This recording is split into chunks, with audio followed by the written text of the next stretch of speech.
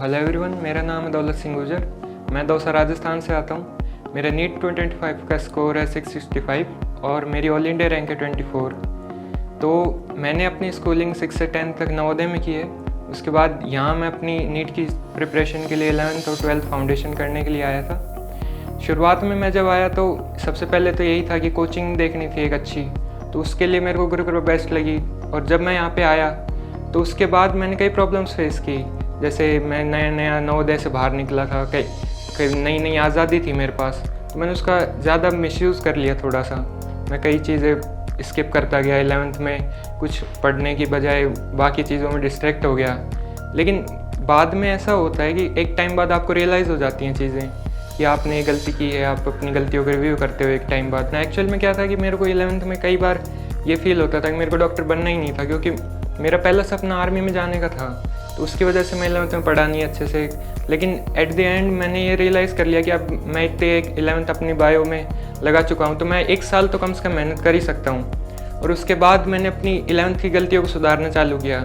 सबसे पहली चीज़ जो मैंने 11th में बैकलॉग्स रख दिए थे, उनको कवर करने की पहले ही ट्राई नहीं की है कि मैं आज इनको कवर कर लेता हूँ, आज मेरे में जोश आ गया तो मैं आज ही कवर कर दूँ। वैसा नहीं सोचा मैंने पहले तो जो 12th अभी करंट चल रहा था उस पर फोकस करने की कोशिश की।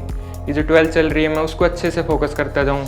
उसको अगर मैंने अच्छे कर लिया, आधी आपकी अच्छी है, तो ये बाद में जाके जो मेरे को 12th का ज़्यादा टाइम मिलेगा उसको मैं 11th में यूटिलाइज़ कर पाऊँगा। तो ऐसे करके मैंने 12th अपनी अच्छी की। कई बार ये होता था कि चीज़ें लिंक कर जाती थी कि 12th की फिज़िक्स में जैसे पहले चैप्टर आपका इलेक्ट्रो आए तो उसमें कई चीज़ें लिंक कर जाती हैं। तो उसके लिए मैंने अपने नोट्स को 11th के जो नोट्स आते थे वेक्टर 1D, उसके नोट्स अपने साथ ले जाता था।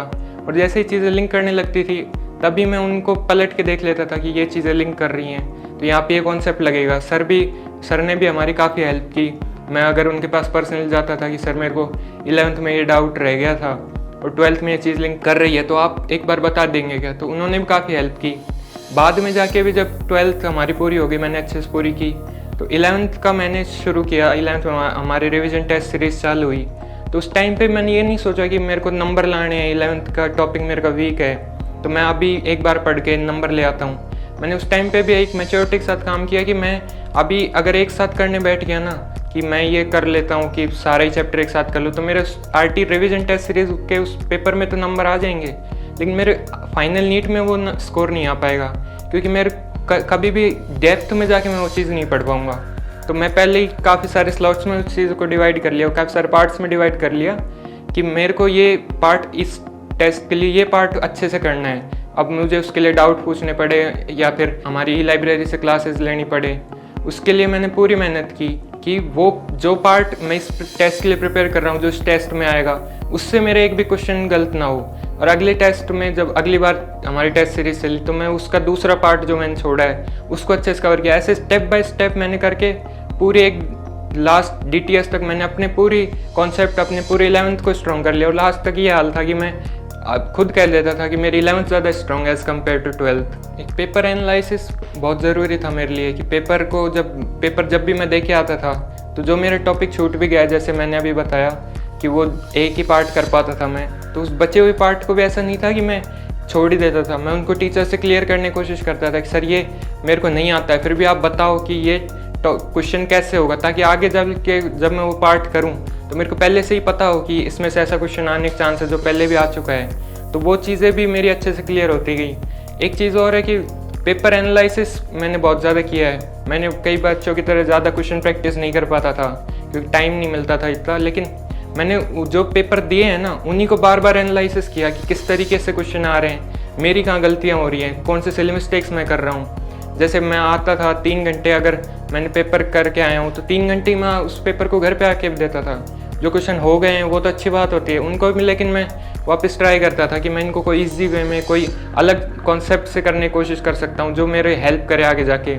जो गलत होते हैं, कई क्वेश्चंस होते हैं जो आपके आते हुए गलत हो जाते हैं, जिनको आप सिली मिस्टेक्स बोलते हैं, तो उनके लिए मैं क्या करता था कि उन क्वेश्चंस को काट के चिपका लेता था। जैसे मेरा क्वेश्चन गलत हुआ तो मैं उसको काटा, उसको चिपका लिया एक अलग जगह पे, और अगली बार जब भी टेस्ट देने जाता था तो उससे पहले उस क्वेश्चन को देख के जाता था कि मेरी पिछली बार ये गलती हुई थी लेकिन इस बार मैं ये गलती नहीं करूँगा।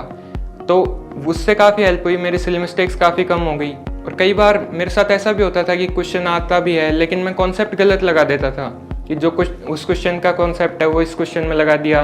वो क्या क्वेश्चन कई बार सिमिलर आते थे तो मैं उन क्वेश्चंस का कुछ कॉन्सेप्ट अगर इसमें लगा दिया तो मैं उसको भी टीचर्स क्लियर करता था कि सर मैंने इस क्वेश्चन में ये कॉन्सेप्ट लगाया है तो वो मेरा क्यों गलत है। तो उससे क्या होता था, मेरी क्लैरिटी आती थी, मेरा वो पहले वाला कॉन्सेप्ट भी क्लियर हो जाता था और ये वाला जो नया क्वेश्चन आया है इसका भी कॉन्सेप्ट क्लियर हो जाता था। मैंने खुद की ये मेंटेलिटी रहती थी कि यार मेरा ये क्वेश्चन अगर अब गलत हो रहा है तो वो नीट में सही होने के लिए गलत हो रहा है, क्योंकि मैं ये सोचता था कि अगर मेरा यही क्वेश्चन मान लीजिए नीट में आ जाए डायरेक्ट तो मैं उस क्वेश्चन को नीट में तो मैं ये वापस रिव्यू नहीं कर सकता उस मिस्टेक को कि वो तो हो गई तो वो परमानेंट रहेगी, लेकिन मैं यहाँ अपनी उस मिस्टेक को रिव्यू करके अच्छे से उसको कवर अप कर सकता हूँ। और जो मैंने आपको अभी बताया कि मैंने 11th से 12th में मूव करने के टाइम पे अपनी बहुत सारी गलतियों को रिव्यू करके उनको अच्छे सुधारा, तो वो ऐसा भी नहीं है कि मैंने एक दिन में उनको सुधार लिया।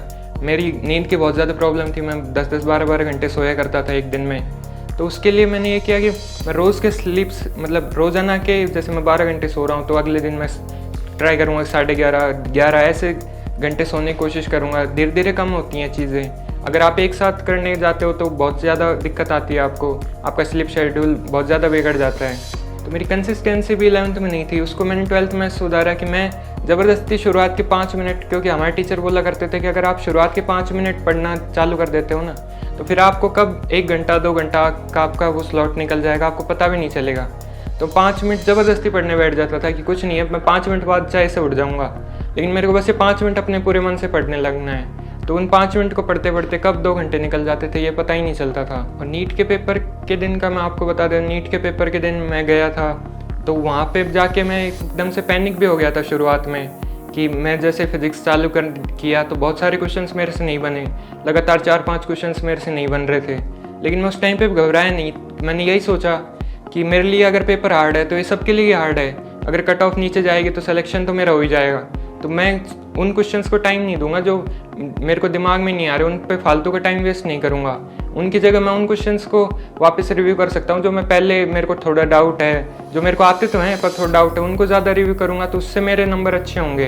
तो मैं यही कहूँगा कि आप भी अपनी गलतियों से सीख जाएं। आपने जो पास्ट में मिस्टेक्स की हैं, मैंने भी की थी, लेकिन मैंने उनको सुधारा, अपने आप से ऑनेस्ट रहना सीखा कि मेरे को पता था मेरे क्या गलतियाँ कर रहा हूँ, बस उनको एक दिन सुधारने की ज़रूरत है। एक एक करके आप सुधार लोगे तो जितना अच्छा रिजल्ट मैंने बनाया उतना ही अच्छा आपका भी बन जाएगा।